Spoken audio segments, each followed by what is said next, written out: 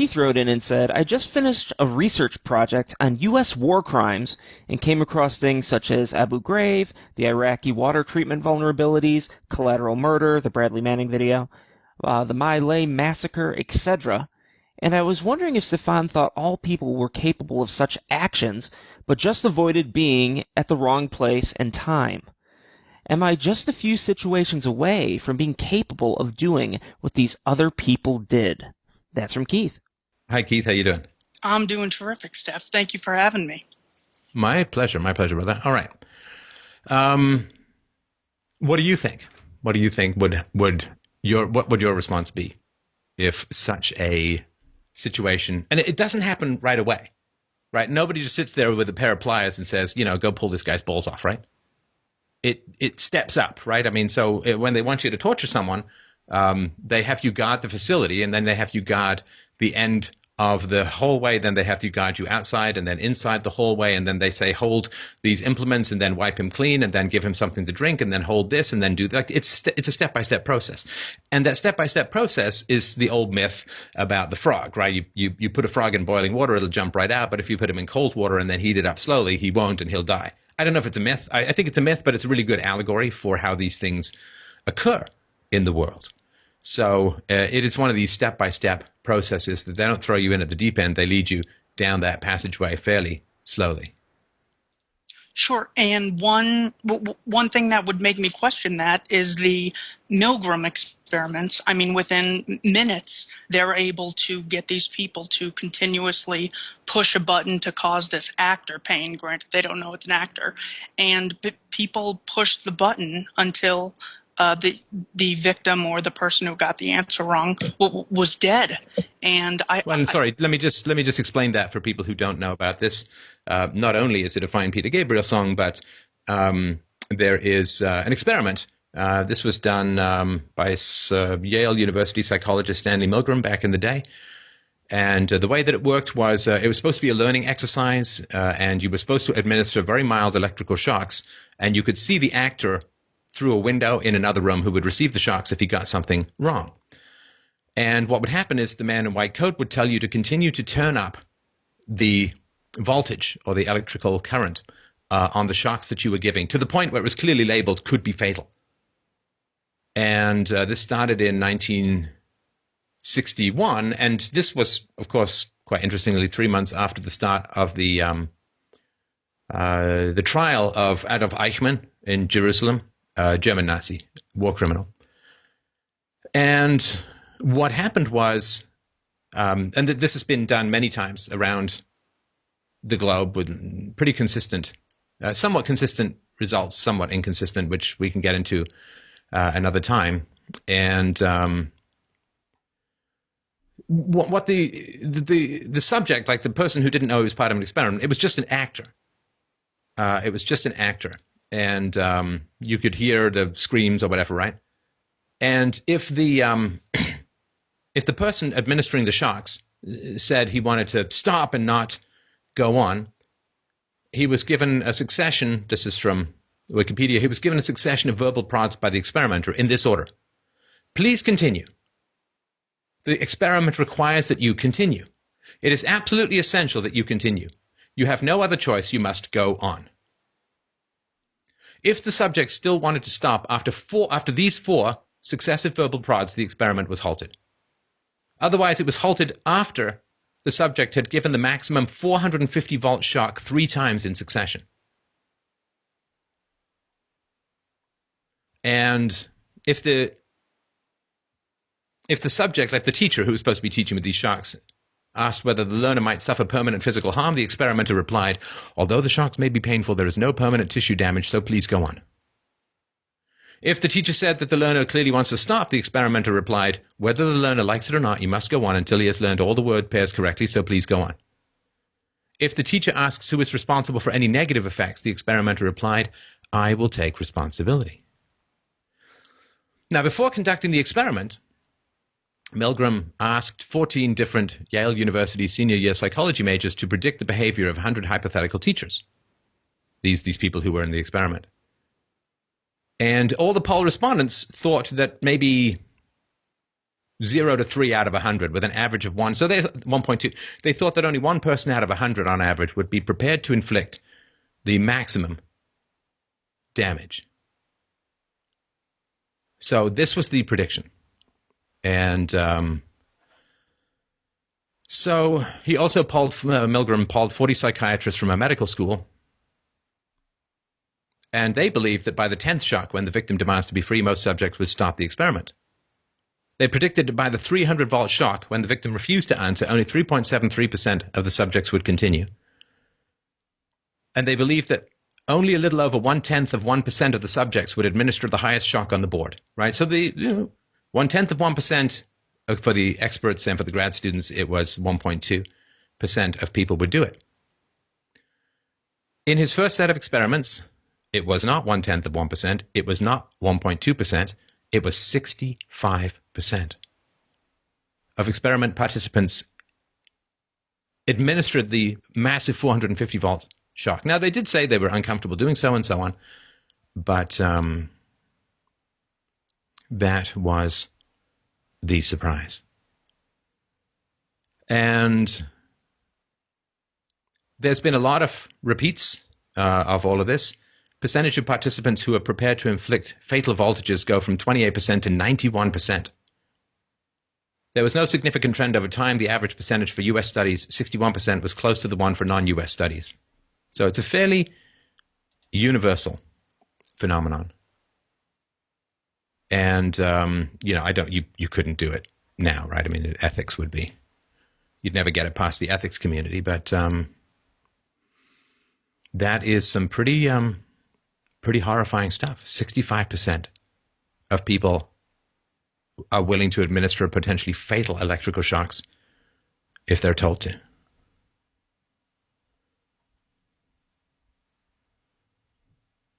So yeah, a lot of people will do it. I don't know if they've done much work on why people don't. That to me is one of the more interesting things. Because why? Well, why? What is the 35% or 34%? I don't know. But it is a chilling experiment. And these were young people, so it wasn't like they were soldiers. You know, if you had a bunch of soldiers and maybe more used to obeying orders and so on, but I think these were mostly young students. So in 61, they would have been too old to be in the war. Or too young to be in the war. So, yeah. And, sorry, I just wanted to clarify something. There was a wall. I said you could see them. That was actually a wall. So you could hear. The actors would start to bang on the wall and complaining about a heart condition and all of that. After several times banging on the wall and complaining about his heart condition, all responses by the learner would cease. So, yeah, this is the power of words. Now, this should be a giant wake-up call for society as a whole. And any society, a sort of humane, civilized, conscience-based society, when finding that up to 91% of people are willing to kill a stranger because someone in a white coat tells them to, this should be like a foundational ice to the brain shock for any civilized society and say, what the hell are we doing that we end up with these kinds of people? That this is where society is at. But to my knowledge, I don't think a huge amount of work has been done to try and figure out why this is the case. You know, does it have something to do with corporal punishment, hitting children to teach them, right? Causing pain to teach them. If people have gone through a lot of spankings or beatings, maybe they feel, well, using physical punishment is right and proper. Is it school where something is taken away from their conscience in school? Was there any level of religiosity that made people more resistant to these kinds of commandments? I don't know. But to me, a civilized society would stop at nothing to find out. So yeah, a lot of people will do it. And this is just in a white coat, in a respectable university, and in a war zone, or in in a time of emergency, when people feel that who they are is being threatened, yeah, people will cheer on the killers. I mean, 2003, Saddam Hussein had nothing to do with 9/11, had not threatened the U.S. in any particular way. The U.S. invaded and caused the deaths of about 1 million people, like 5% of the population. That's like 15 million people in the U.S. People cheered. And even the left only fought until 2008 when Barack Obama got in, then poof, missing since 2008, the leftist anti-war movement. So these are very important questions to answer. But I'm not sure that our current society as a whole really wants to get those answers, because too much would have to change for a lot of people to feel comfortable. Well, can I offer a few thoughts? Of course. Oh, okay. So I'm thinking that the reason that the person, felt like it was legitimate or that it was okay is simply because of I'm just doing my job, I'm just taking orders. Whereas even kids that I used to babysit, whenever they would do something bad, and they would say, Joey told me to do it. And I'd say, so if he told you to jump off a bridge, would you do it? And the kid would go, no. As in, the little kid knows that someone telling you to do something doesn't make it okay.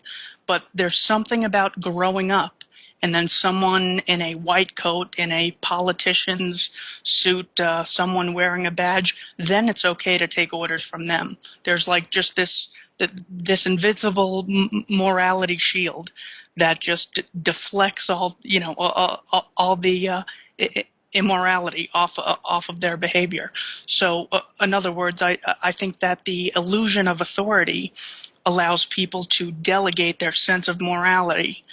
Do you have any thoughts on that? Well, of course, that's very beneficial for people in authority. Sure. Right? I mean, it's very beneficial for people in authority who may not have a conscience for other people to say, you'll take the moral responsibility? Sure, I don't have a conscience. I'll take the moral. I'm not saying Milgram, right? But what's really shocking to me is that what people got really upset about with Milgram was the ethics of the experiment, not the fact that they found out that most people were willing to kill other people on the say-so of someone on authority. Oh, sure. 84% of former participants surveyed later said they were glad or very glad to have participated. 15% chose neutral responses. Many later wrote expressing thanks. Milgram repeatedly received offers of assistance and requests to join his staff from former participants. 6 years later, at the height of the Vietnam War, one of the participants in the experiment sent correspondence to Milgram explaining why he was glad to have participated despite the stress. And he wrote, while I was a subject in 1964, though I believed that I was hurting someone, I was totally unaware of why I was doing so. Few people ever realize when they're acting according to their own beliefs and when they are meekly submitting to authority.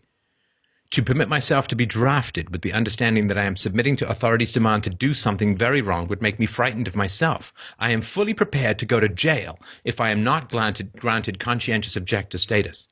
Indeed, it's the only course I could take to be faithful to what I believe. My only hope is that members of my board act equally according to their conscience. So, people were thankful to have found this moral weakness within themselves, which gave them strength to resist commands from authority to do things against their conscience in the future. And everyone was like, oh, this experiment was really bad, very unethical. Which means revealing and inconvenient to those in power. And useful to those they wish to exploit.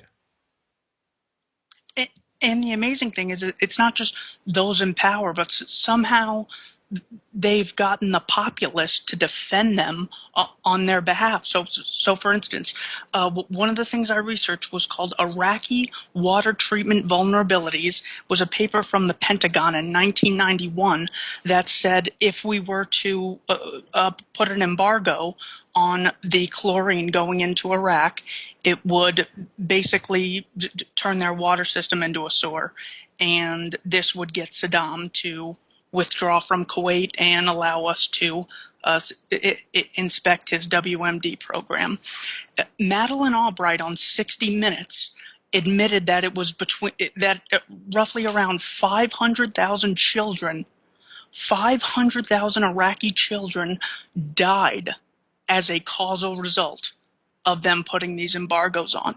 So none of the soldiers even had to move. They just had to have the promise of enforcing the words of authority.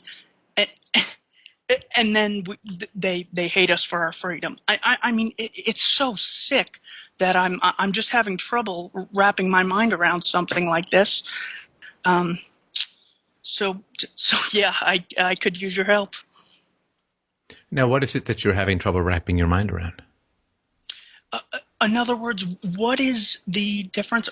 In other words, I was talking to a guy who was in the military, and I try to go out of my way to communicate to these guys the non-aggression principle, libertarianism, and I had talked to him for 10 minutes without him mentioning he was in the military, and I'm like, it's funny, me and this guy are so alike. He then reveals to me, hey, I was a Marine. And I'm thinking, I'm so similar on the outside to this guy. What is the real difference between him and I? Because he's taken the oath. He promises to go into any country they tell him to. He promises to fire when they say fire. Is it just that maybe is it because I've seen too many movies, or is it something inherent in other individuals who don't participate in evil?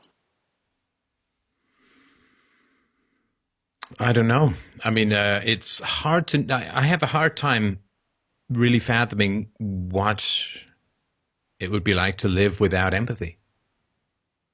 Empathy has a lot to do with imagination, and there are dull, concrete-based kind of people who seem to plod through life not really understanding their effect on others.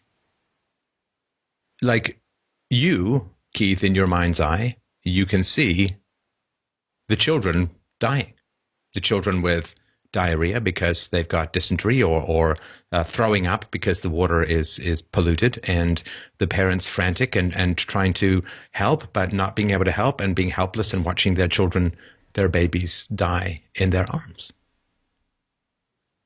Right?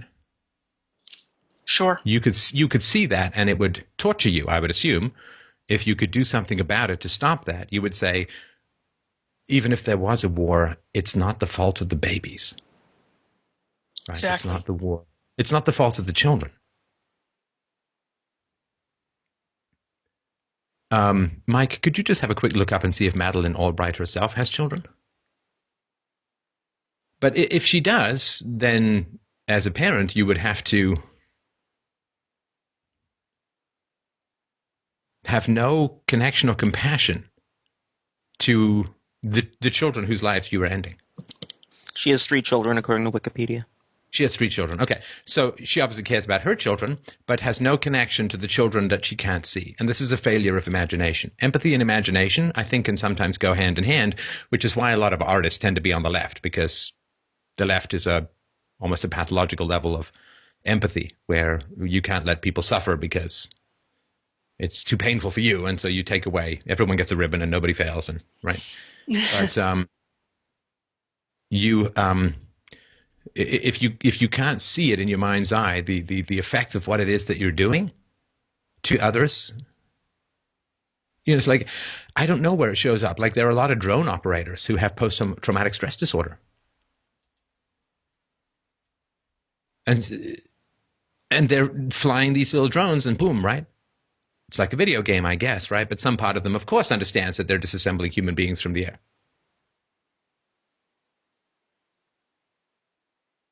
And I'm at the moment working on a whole presentation on the Middle East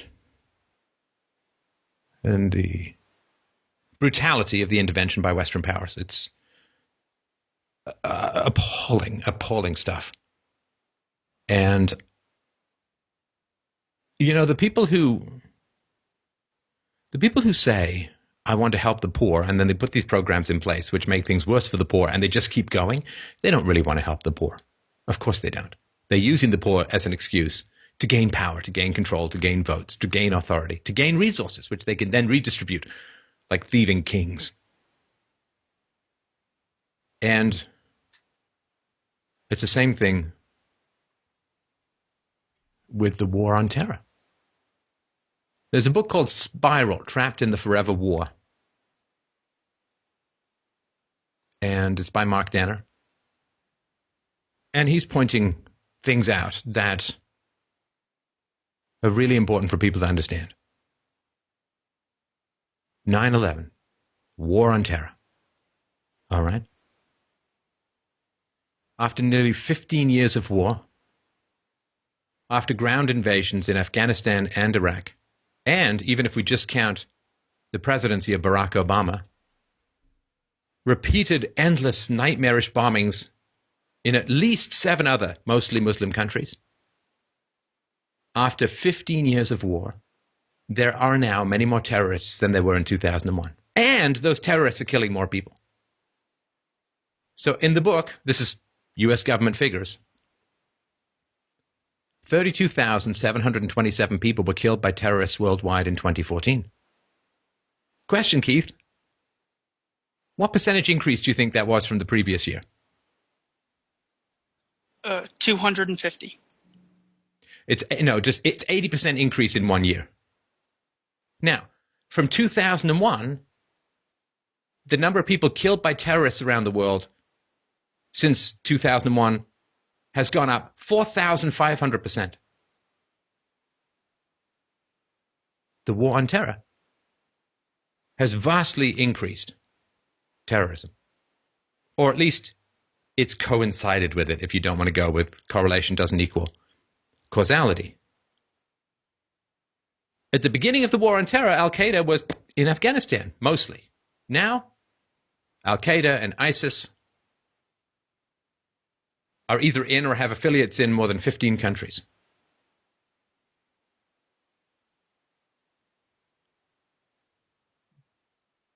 And what has happened to U.S. freedoms? What has happened to the discussion of torture in America? At least on the Republican side, let's bring it back. Even though it doesn't work. Top conclusion of the U.S. Senate Select Committee on Torture says, the CIA's use of its enhanced interrogation techniques was not an effective means of acquiring intelligence or gaining cooperation from detainees. Obama. One of my shortest videos, when Obama got the Peace Prize, I just gave myself a forehead slap. Facepalm. Obama. Oh, the jug-eared beanpole Prince of Peace. Claims that he has the legal authority to kill anyone, anywhere in the world, with a drone. And he does. American citizens and non-U.S. citizens. Doesn't matter. Today, the U.S. Senate, and they'll try again, 1 vote short of giving the government access to your browser history with no warrant and your searches. NSA, the Patriot Act.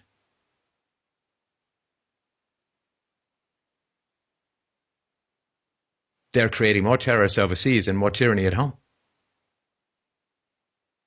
Now, with the exception of Donald Trump, who's saying, shit, we really fucked this up, didn't we?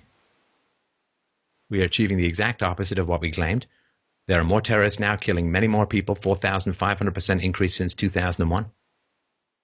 After, $7 trillion in short-term costs, more in long-term costs, 15 years of endless war. We are much worse off now than when we first started. Fewer freedoms at home, greater debt, and I find this very incredibly, it's painful. And I mean, it's nothing that is painful for me. But the bodies of innocent Muslims are piled to the sky. I mean, I have my issues with Muslim countries, but it is not the fault of the people who are subjected to these authoritarian regimes and the bodies of the Muslims and the Coptic Christians and the others in the region. They are piled to the sky. It's estimated that U.S. interventions in wars since the Second World War have killed 7 million people. 7 million people. And killed them in the most brutal of ways. Radiation, poisoning from depleted uranium shells, white phosphorus, Agent Orange, bunker busters, cluster bombs. U.S. is the biggest arms dealer in the world. And then says, we need a powerful military because it's a dangerous world. No shit, Sherlock. You armed it, and you say it's dangerous. Funny. If the police give a lot of weapons to the mafia, they can then claim that they need to clamp down on the population because there's a really dangerous mafia out there, don't you know? Omar Mateen in Orlando, a brutal murderer, a terrorist, said, I'm doing it because you're bombing my country. I can't imagine. They dropped more bombs in North Korea and Cambodia than were dropped all throughout the Second World War. The bombings that go on in the Middle East are... I have a good imagination. They are beyond what I can conceive of. Just what is going on over there in the bombing. And what does this do to the conscience of the country? What does this do to our capacity to process horror and to tell the truth? According to some calculations, since the United States was founded in 1776, there have only been 21 calendar years in which the U.S. was not involved in any wars. Out of what, 240 years, there's only 21. It's 5% of the time. 5% of the time. America's not involved in a war. And five of those years were 1935 to 1940, when there was isolationism and a Great Depression.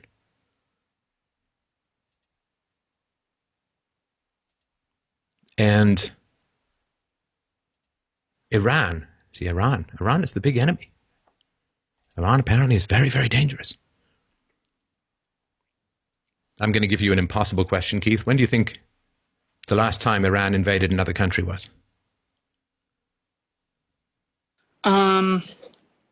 6-Day War, 1967? No, 1795. Oh, God. 221 years ago, Iran invaded another country.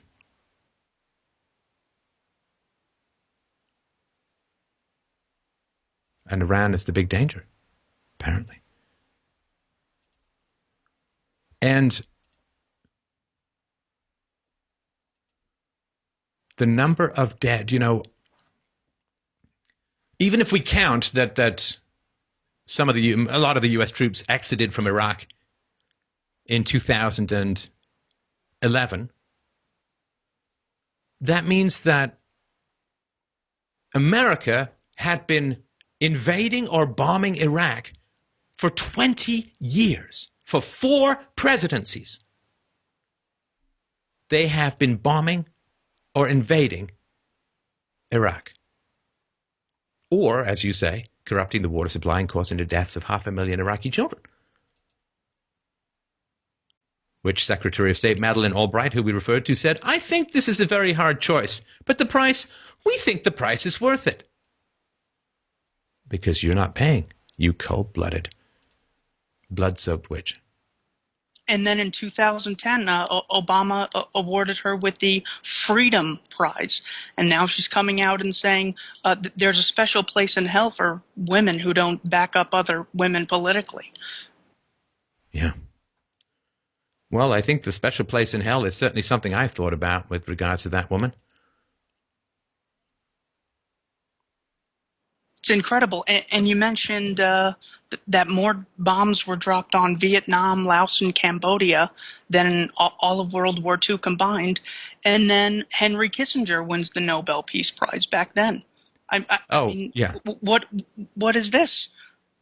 I mean, are we facing people that are, in other words, do you and I know this and the CIA know this and they're too stubborn or stupid, or are we dealing with conspirators, people who are intentionally attempting to live I don't know. See, of others? I'm sorry to interrupt, Keith. All we can do is speak the truth. I don't care to descend into motives because I can't conceive of it. So there are 7 developing Islamic countries which the U.S. military recently has attacked or invaded, at least since 9/11, or funded attacks therein: Syria, Iraq, Afghanistan, Libya, and Yemen. And in Pakistan and Somalia, pretty unstable. Now, those 7 countries, 5 huge setbacks.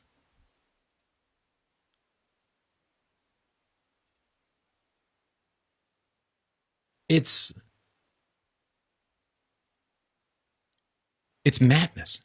Do you know, when the head of Egypt in the mid-19th century first went to Europe, he loved it. He loved European civilization. He wanted to bring it back and grow his country into a quasi-European power. Why? Why did it have to be like this? Why?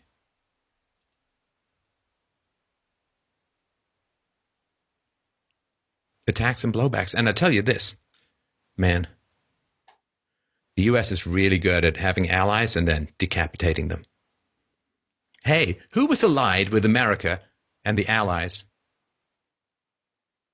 in the Second World War? Who took the greatest losses on the Eastern Front? Soviet Union? Soviet Union. Allies. Allies. And then, what? Cold War.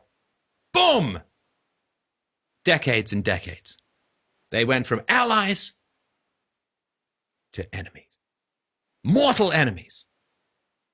Now, question. Who was an ally in the Middle East against the Soviet Union? Iraq? Radical Muslims. Afghanistan? No, radical Muslims. The Mujahideen. Trained by the CIA. CIA helped lure Russia into the graveyard of empires known as Afghanistan, trained the Mujahideen to fight against the Russians, took down all their airplanes with the Stinger missiles.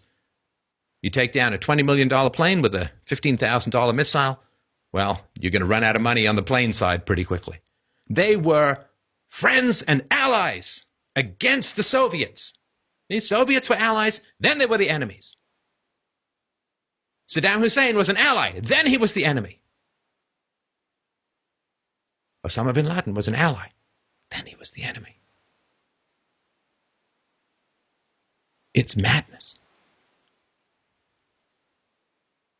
It's madness. The body count between the West and the Middle East,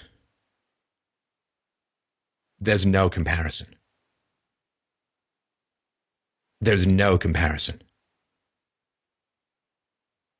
The invasion of Iraq alone caused the deaths equivalent to 3,000 9/11s. 3,000 9/11s. Wow. The death count in the Middle East, primarily Muslims, is unbelievably staggering. I don't know. I mean, there's horror all over the world, but I think this one, because it is so unspoken and unacknowledged,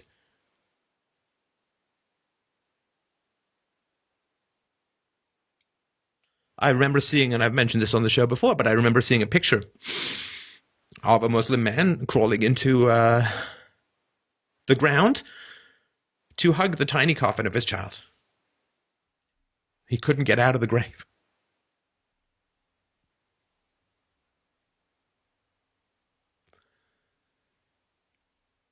The people at the top are unbelievably dangerous. Unbelievably dangerous.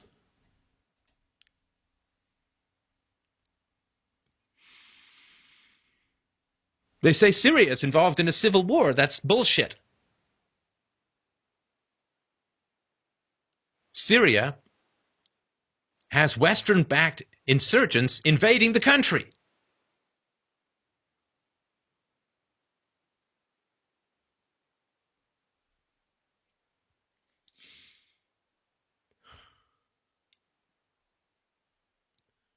After the Paris attack, they said acts of revenge for France's involvement in the bombing of militants in Iraq and Syria. It's a coalition, but it's led by the US. The cost of airstrikes in Iraq alone is $8 million a day. $8 million a day. A single soldier in Iraq, the deployment for 1 year cost $775,000 for 1 year. Listen, and this is why it's so messed up to talk about this stuff, because I don't like, obviously it's horrifying that people get shot in concerts and people get shot in bars.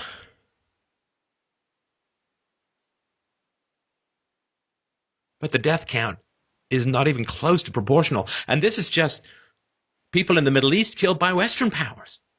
The destruction of these societies, which is not new. It didn't just happen. It's been going on since the 19th century.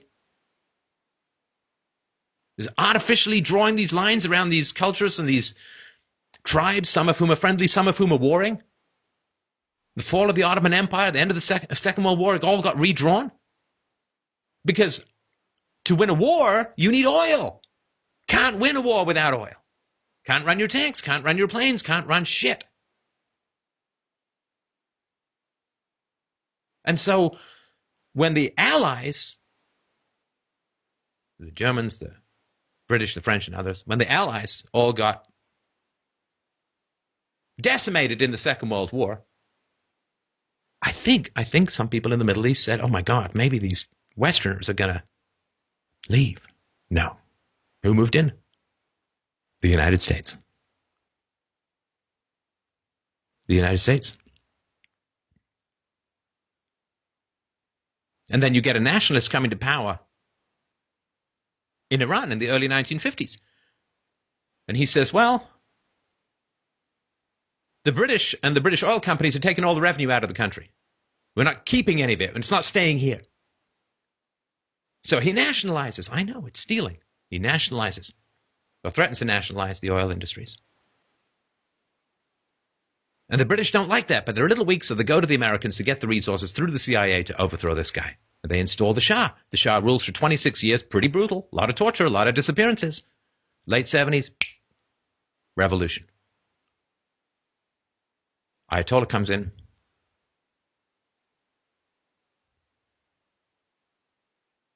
Sharia law takes over. And that's it.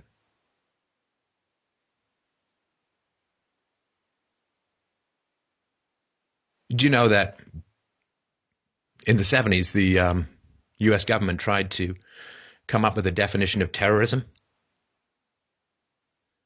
that they could apply in terms of understanding it from a standpoint of international law? They could not find any definition of terrorism that didn't almost perfectly describe their foreign policy.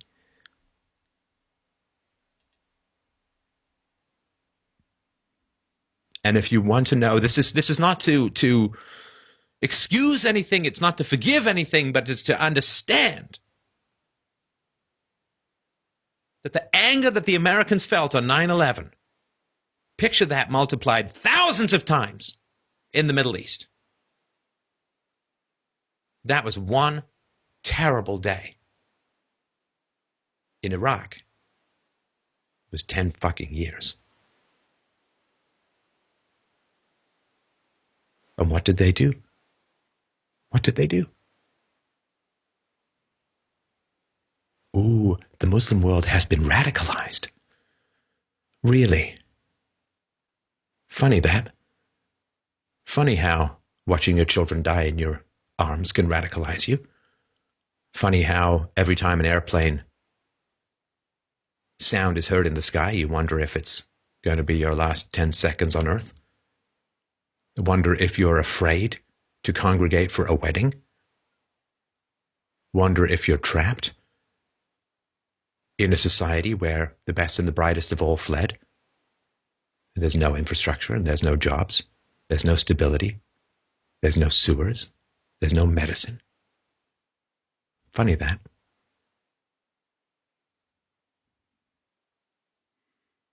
And one of the people who was the chief architects of some of this stuff, particularly against Libya, is now running for president and getting a lot of support. Gaddafi was an imperfect ruler of an imperfect region, and part of that imperfection is cultural, and part of it is religious, and part of it is the West. I don't even want to know. I can't even imagine how to assign percentages, but it's there. I can't imagine that this is a presidential candidate. Now, the emails are bad. And the emails have potentially some blood on them. People may have been found.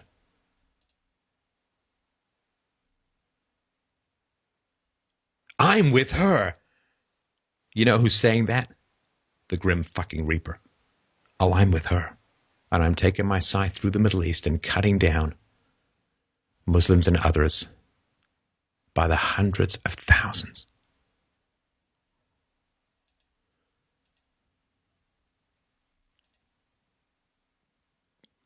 And who's aware of it?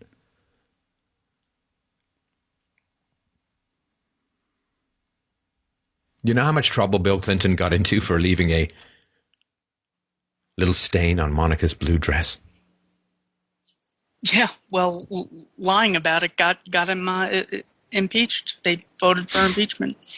Right. Now, can you imagine being in the Middle East during this time frame? I guess by this time, certainly the bombings, the sanctions against Iraq had been going on for some time. Can you imagine the Middle East reading American newspapers and saying, that's the stain you're concerned about?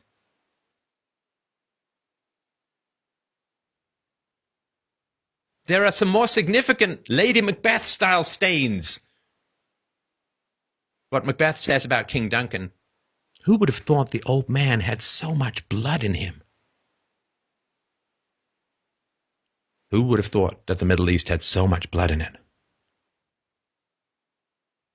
I hate that we don't even see it. I want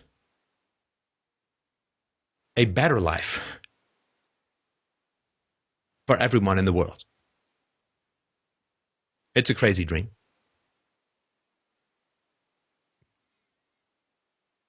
But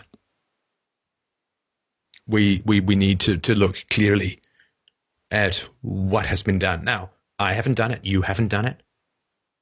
But are we talking about it? Are we spreading the information? Are we helping people to understand? To understand what has been done, and it's in our name because we vote. So people, I mean, I know people say, oh, we like the Americans, we don't like the government, but it is still a democracy. And the amount of distraction and the amount of nonsense and the amount of blood and bread and circuses that delude the population. Terrible things are being done in the night. Terrible things are being done without a sound reaching our shores. Terrible things are being done with no flicker of light over the horizon. Hundreds of thousands of human beings are being disassembled. And the people who survive have barely the strength to bury them.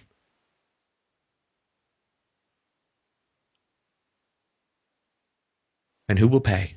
Who is being held accountable? Who is being held responsible? Who is even aware of these things? There will be no reform when people are fighting for their lives. There will be a coalition and coalescing of hatred and fear and rage.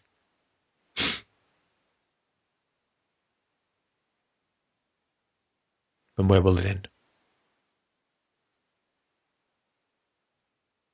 Where will it end?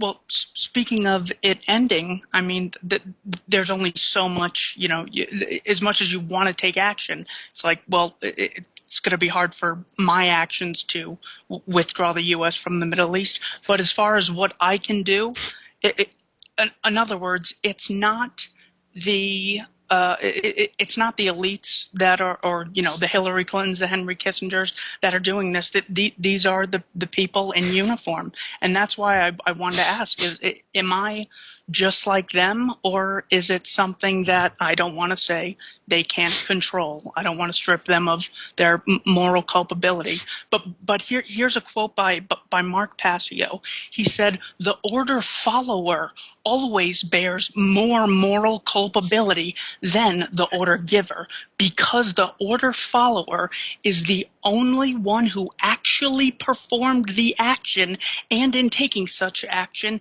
actually brought the resultant harm into physical manifestation. Order following is the pathway to every form of evil and chaos in our world." And if my moral support, my friendship with people who are in police and military are doing this, I'm not robbing the bank, but I feel like I'm driving the getaway car. I don't know, Keith. I don't have any particularly. I've cornered the market on how to solve this problem. I don't. That's part of the horror, right? Part of the horror is this stuff. This shit should stop. And how? How? I do know that we need to grit our teeth and tell the truth. We need to grit our teeth and tell the truth, and we need to make people uncomfortable with their blindness. We need to make people uncomfortable with their not knowing. Like the ancient Greek philosopher said, we need to value the truth more than we value our friends. You can't have friends without the truth. You can only have co-conspirators. Mm.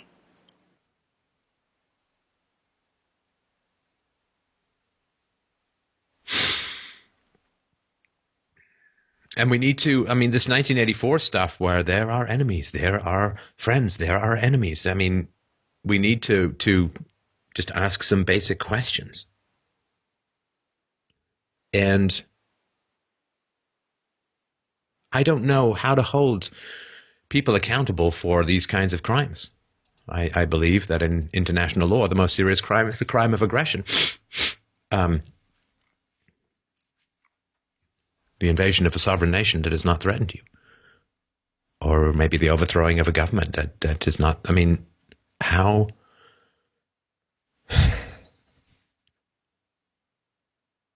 How do we hold people accountable? And this is why I'm a voluntarist, because I don't believe you ever really can.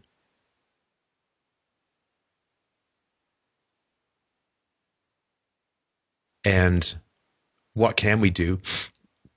There's two things that I think are important. And number one is just share. Just share the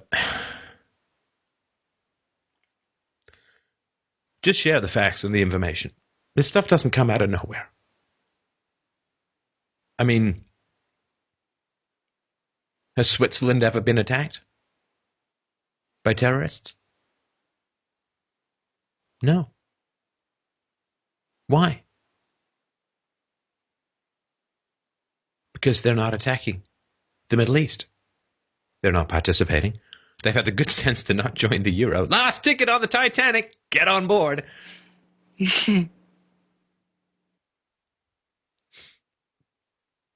If, there are examples where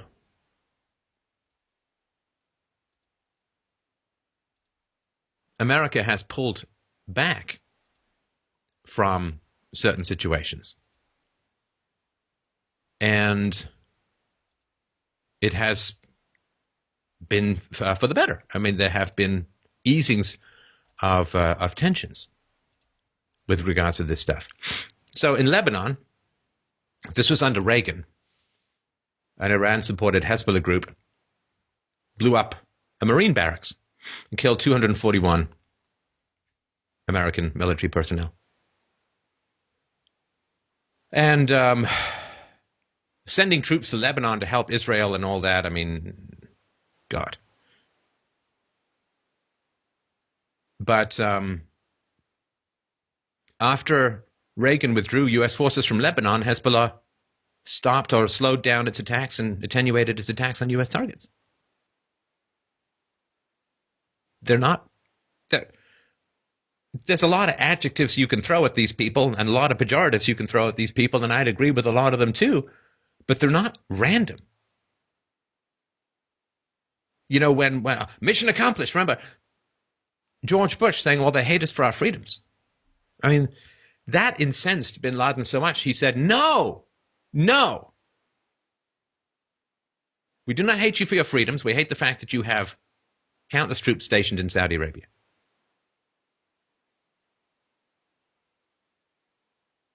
How much did America like having British troops stationed all over the place? Not much. And they were the same religion, the same culture, the same language, the same history, the same background.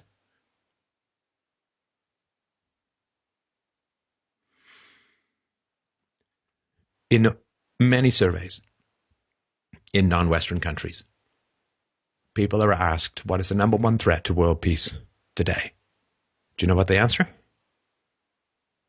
U.S. Western imperialism? America.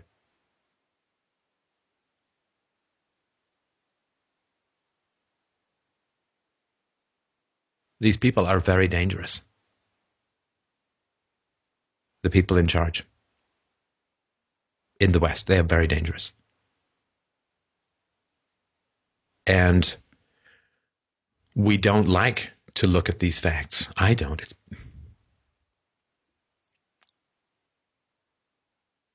As I've said before, I hate that someday I'm going to have to tell my daughter about the world that is. It's all right. I am moving every heart and mind muscle I have to make it better. But at least my daughter is going to grow up to be told, which is more than we can say for countless children in the Middle East. You know, prior to 1990, almost all of the deaths of U.S. troops happened outside the Middle East. Since 1990, almost all the deaths of U.S. troops have happened in the Middle East. And for what? What has it got us? What has it gained us? Well, it's made a lot of daddy warbucks and their friends exceedingly rich. The military-industrial complex, the satanic feasting on innocent blood, is doing pretty fucking well. I'm sorry for the swearing.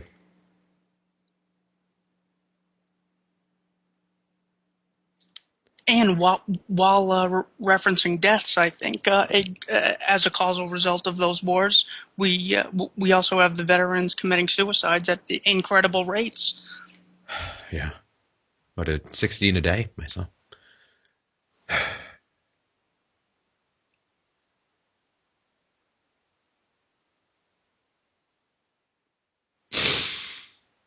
They literally could get people. I mean, they could get us all killed. These people, and I don't know why. I feel like I've got a different species on the planet, like a predator species on the planet. Uh, I don't know. I don't know what they think they're doing. I don't know what the plan is. I don't know what the goal is. I don't know. Like, there's this weird inability to just say, okay, we're going home. You know, I mean, when you've just trained bin Laden on how to take down an empire, on how to take down a giant military power through wars of attrition, economic warfare, when you've just done that and he says, hey, you know, it'd be really great if you guys took your troops out of Saudi Arabia. I don't know. Is it crazy for me to say? You might want to listen to that? No! He's not going to tell us what to do. You're safe. You're not out there with a gun. You're not out there with lasers on your forehead. As the song says, General sat and the lines on the map moved from side to side. I don't know. I don't know how you lie people into a war, and I don't know how insane it is. Love Donald Trump or hate him, at least he brought up the fact that there were some significant misrepresentations leading up to the war in Iraq.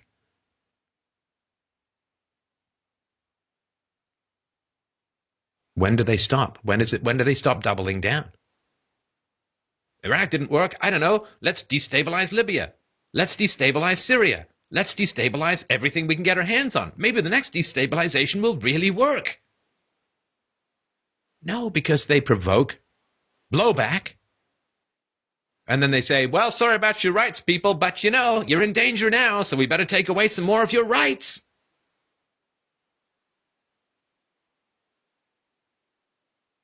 And we're caught between foreign aggression and blowback.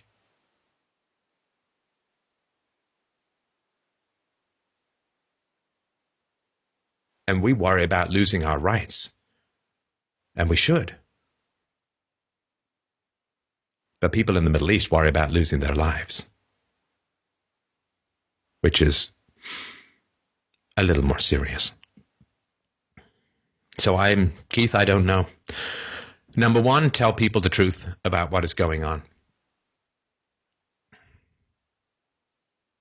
Number two, boycott the mainstream media, for God's sakes. For the love of all that's holy, do not feed the genuine beast. The genuine beast is not the gun, it's the propaganda that hides it.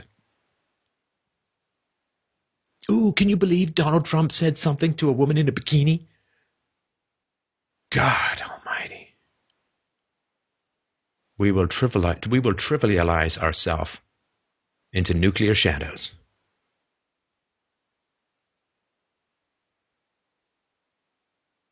And until the media starts talking about the stuff that matters,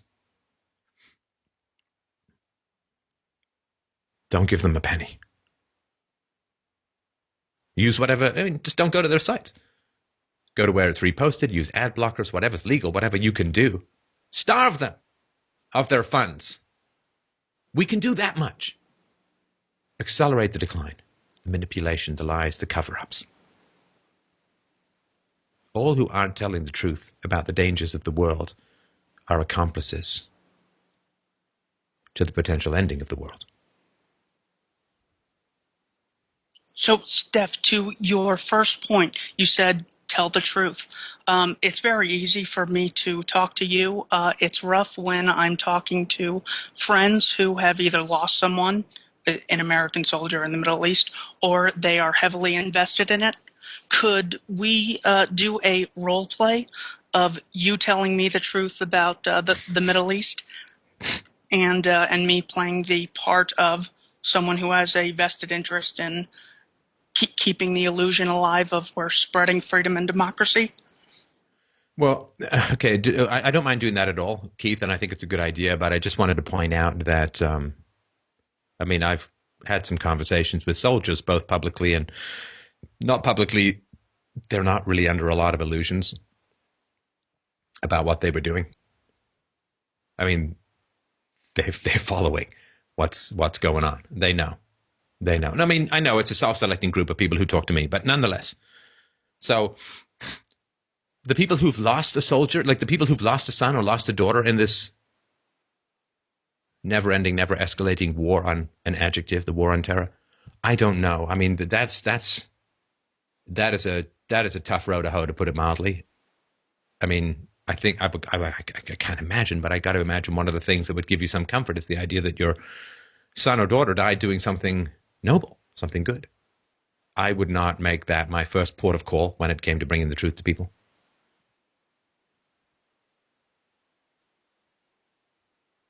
Right, they're not all going to flip like Cindy Sheehan, right? Sure. That's a volatile thing to talk about. Yeah, and that was my motivation behind emailing Mike. I mentioned that in my email. I'm close friends with a family who lost someone overseas, and but it was right before Memorial Day. Even Obama, I sent Mike the link. Even Obama came out and mentioned him by name, and spoke a few nice words about him. And I just don't know how to react when I'm in the company of those people. Do I say, hey, you know what? No, I mean, I'm sorry to interrupt. Sorry to interrupt. I would not start there. I mean, it's a remarkable thing that the thought that struck me when you were talking, Keith, was that, isn't it remarkable that the disproportion of bodies means that the U.S. ones can still be named? Can you imagine how long it would take to name on the other side? Oh, well. Why is it even another side? Sure. Well, you can just go to the Vietnam Memorial Wall. 58,300 Americans and between 2 and 3 million Vietnamese. It's sick. Yeah. Yeah. Do you want to try someone who's just...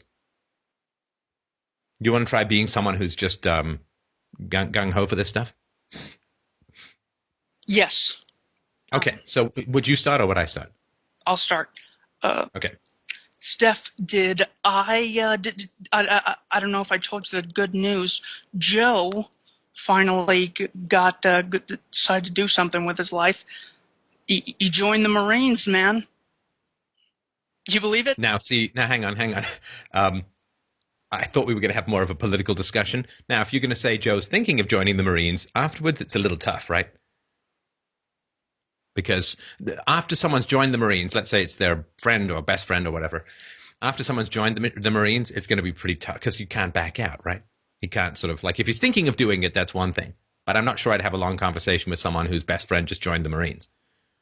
Because that's you got to expend your energies where you can do the most good, and I'm not sure of that. So I'm sorry to interrupt at the beginning. Can we just say Joe's thinking of joining the Marines? Absolutely. So, okay. Steph, Joe is thinking about finally doing something with his life, and he's thinking of joining the Marines. And that's a good thing, you think? I mean, it's incredible. I mean, imagine the bravery going overseas to risk your life for the freedoms of the people here. God, I just think that would be incredible. So the freedoms of the people here, I mean, since the majority of the conflicts are going on in the Middle East, I think you're making the case. I just want to make sure I understand. You're making the case that Joe going overseas, going over to the Middle East to fight, to do something, is going to enhance our freedoms here? Well, not enhance, but the big infringers of freedom are in the Middle East, as we saw on 9/11. So by Joe's going there, he's stopping that from happening again. Absolutely. So Joe should go and fight in the Middle East because some people from the Middle East did 9/11?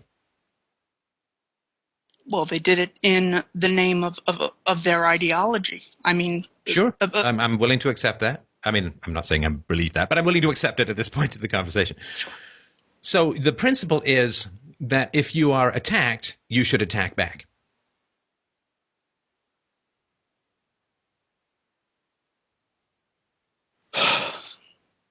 Because we got to have a principle here, right? It can't just be whoever American Marines attack is good, because that's not a moral principle. That's just we're tough, right? We're strong. We're Marines. So the principle by which Joe going to the Middle East to attack people is justified is because of 9/11, right? Well, not just that. Invasion is also justified if they're a potential threat. Well, hang on. Let's go with the one you said, right? We'll just do one at a time, right? Okay. Now, this is in no way to justify 9/11, but why do you think bin Laden and his group attacked on 9/11? Well, I think they see footage of our girls going to school, our girls not wearing turbans, and I think it makes them sick. And I think their hatred for our freedoms is so deep seated that they're willing to attack us for it. Okay, I appreciate that. Do you know what bin Laden said as to why he was attacking? He didn't say it's because you all aren't wearing burqas in New York or something like that. I mean, do you know, like you're saying here's an answer, here's why they attacked. Bin Laden repeatedly and insistently said why he was attacking. Do you know what he said? I don't know if I would trust bin Laden to tell me the time in a room full of clocks, so I don't know what he said, but what did he say? Well, he said a couple of things, but most importantly, it had to do with the stationing of thousands of American troops in Saudi Arabia, because he considered that a foreign occupation. And of course, he was devout and religious, and he considered it a holy place. And so it is because of, and I mean, we can sort of understand that at least to some degree, insofar as if thousands of Iranian troops were stationed in New York or in Washington, we would probably want them not to be there either, right? Okay.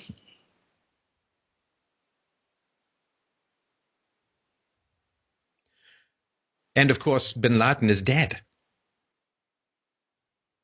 So if it was about 9/11, well, that's, as the British say, done and dusted, right? So why would Joe want to go or need to go to the Middle East if it was, let's get the guys who did 9/11. Well, okay, you got them. So what now?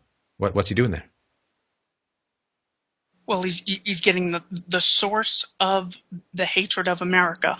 In other words, the people who did 9/11 died the day of 9/11. The problem was we didn't get the tree at its root, and Joe is going over there to get to get the root of the problem solved.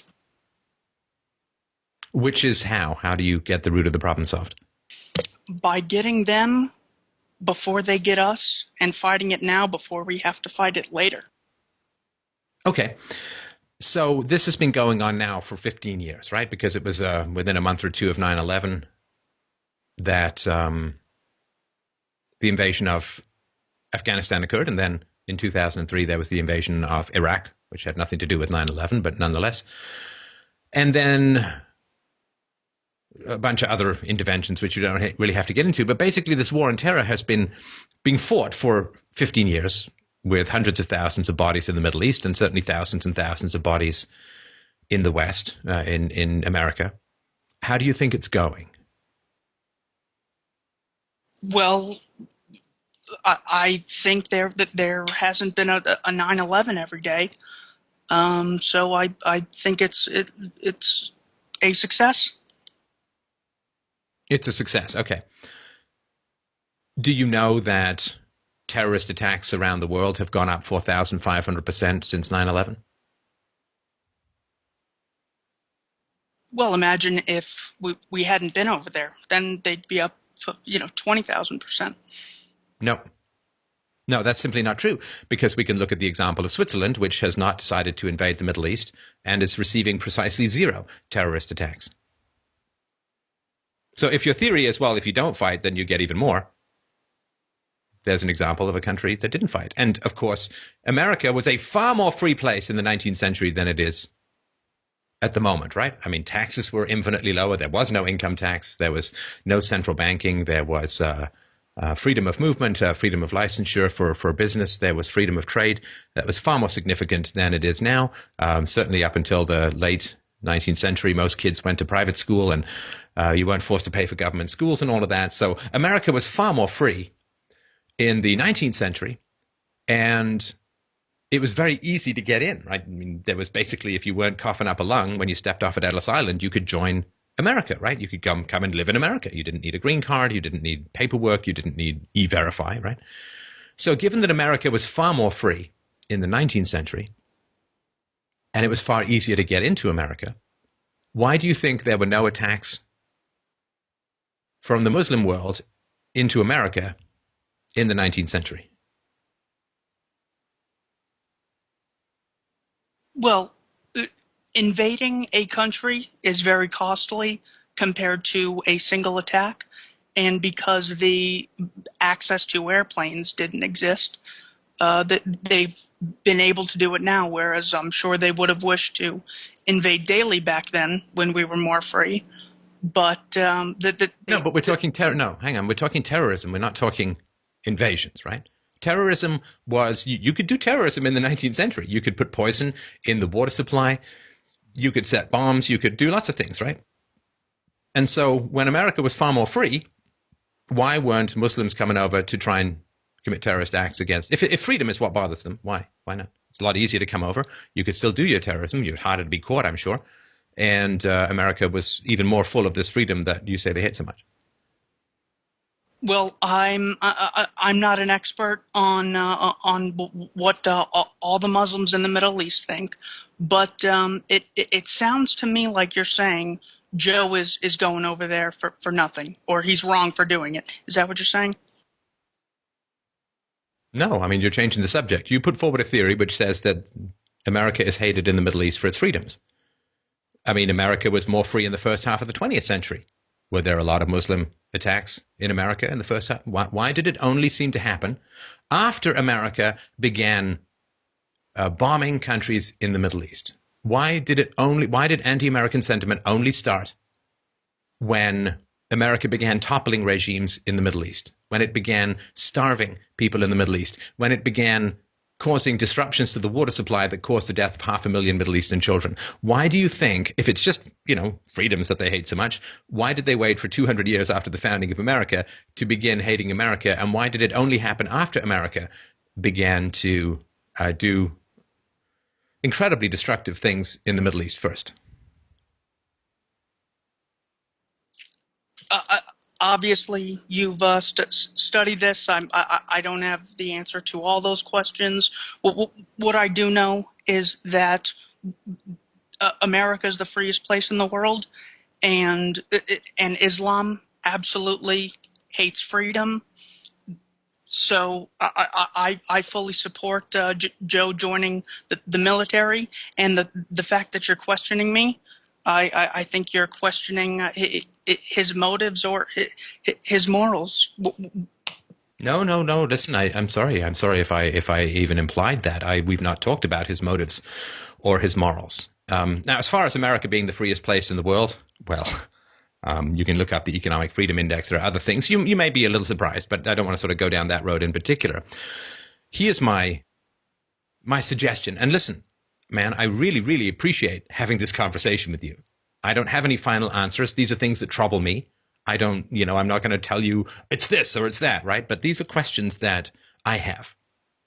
Because, when it comes to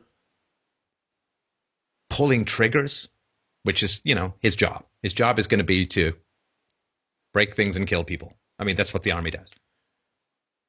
And when it comes to deciding to put your life into the hands of people who are going to tell you who to shoot, I think we can really understand that that's a very serious moral business where you wouldn't want to make a mistake, right? I mean, I'm not comparing these things, but if you're like, wow, I'd really like to join the Wehrmacht in 1939 or something, that would not be a very good decision, right? And again, I'm not directly comparing. I'm just saying that when it comes to, I'm going to sign up to these people, they're going to have the legal right to tell me what to do or throw me in jail. They're going to have to tell me who to kill or throw me in jail. That is a very serious moral business, and we should be very careful about making those decisions, because once you go into the army, they own you, right? I mean, you can't. I mean, you can try and get out and conscientious objector or whatever it is, but it's tough, to put it mildly, and it's a very difficult thing, and we'd rather not have that happen. And I appreciate even just being able to raise these questions with you. I get that it's troubling. I get that it's confusing, and it may be enraging for sure. And my only suggestion is, I don't know all of the causes behind everything that's happening. You don't know either. I don't know if anyone does, but there are important questions to be asked, and I appreciate you allowing me to ask these questions. My only suggestion is, and I'd like to talk about this stuff with Joe if he's available at some point before he signs, but I appreciate being able to talk about this stuff. My suggestion would be, and maybe I can send you a couple of links, but just look into what some of the causes were. You can diagnose a cause without excusing the manifestation, right? Like if you say lung cancer is mostly caused by smoking, you're not saying that means lung cancer is okay, right? You determine the causes because you don't like the manifestation, not because you do, right? So if god-awful U.S. foreign policy has caused the deaths of hundreds of thousands of Muslims, and then they get angry at the United States and they fight back, and in their mind they're like Luke Skywalker and America's the Death Star or whatever. When you say, okay, there's some causality here, you're not saying it's okay. You're saying it's so not okay, I want to stop the cause. I hate lung cancer so much, I want to describe the cause to minimize it. Does that make any sense? I guess. Yeah, as far as talking to Joe, you can call him anytime and thank him for you having the right to say this, that he's going there to protect. You have this right simply because there are people defending your freedom to have it. Well, and listen, I understand that the rights need some defense. And I want us to spend the lives that we need to spend to defend our freedoms, or may need to spend to defend our freedoms. I want to spend them as wisely as possible. I'm not entirely positive that going around the world sticking something in hornets' nests and then having to run away from the wasps, that is not hornets. That's not what I want. If this man is willing to lay down his life for freedoms, I really, really appreciate that. But it would be a genuine tragedy if he risked his life and we ended up with less freedoms. We certainly have fewer freedoms now than we did before 9/11, right? And there's a lot of people have been killed, Americans and many, many more people in the Middle East have been killed or have died as the result of the invasions. And now there are, 65 million people on the move around the world, to some degree as a result of these kinds of disruptions. And I would sure hate for him to spend or risk his life on something that wasn't actually adding to my freedoms, but instead increasing my risk, and which would not be necessary. So I will certainly call him. And again, I'm not saying I have any final answers. These are questions that trouble me. But the worst that can happen is he proves me wrong. I end up wiser, and he ends up finding out he's making a great decision. And the best that can happen is maybe I save him from a decision that he might regret, as of course a lot of veterans have, not all, but some have certainly regretted the risks that they took, and especially, they fought hard to take Fallujah, and then Fallujah just, anyway. So I will give him a call. I appreciate you even listening to this kind of stuff, and maybe we can talk about it again sometime. That was terrific. Yeah, how so? Well, I don't know if it's because you have a background in theater, but you were just very calm. You didn't sort of have like a tone behind each of the questions, whereas it's difficult not to, when you're passionate about something. So it seemed like you really approached it from the point of being curious, and you weren't just making up questions. You were choosing the questions as I gave you my answers. So you were walking me through my own reasoning. And that's something I'd love to. I try not to let people get away with saying I don't know when they've already offered an opinion, because when they say, well, this is why it happened, then they're claiming that they do know. So Sure. But no, I mean, with this kind of stuff, it is such a challenge for people. And, in my youth, I would probably have been a little bit more punchy, but it is such an enormous emotional challenge for people to question these basics that they have been taught for, statism is a kind of religion for a lot of people, as is the military, kind of priesthood. And so, yeah, I recognize that it's a big, big challenge for people to start questioning this stuff, which is why, sort of patience, humility, and water wears away stone can, I think, be a good approach. And that's if it was a one-on-one conversation. If we were doing sort of public debate, it would probably be a little different, but I'm glad it was helpful. Yeah, absolutely. Thank you so much. You're welcome. So, yeah, keep us posted on how the conversations go, and I hope that they go well. Thank you so much for your time and the emotion you put into every episode. There's one thing I wanted to mention to you. The other day I was watching a Walter Block interview, and he said, I met Murray Rothbard in 1966, and I said, how many libertarians are there? Like, how many real non-state anarcho-capitalist libertarians are there? And he said that Murray Rothbard said, probably 25. And then a few days later, you put out a video called 100 Million. And it just almost brought me to tears. I mean, I just wanted to thank you directly for giving a voice to the moral side of things, the libertarian arguments. That just stood out to me so much. I wanted to let you know about it. Oh, thank you. And 1966, if there was 25. If I was born one, then there was 26 after September. But, well, thank you. I appreciate that, Keith. And you're certainly welcome back anytime. And I appreciate all of the questions and the passion and commitment that you bring to these topics. Take care, Stefan. Thank you, Mike. All right.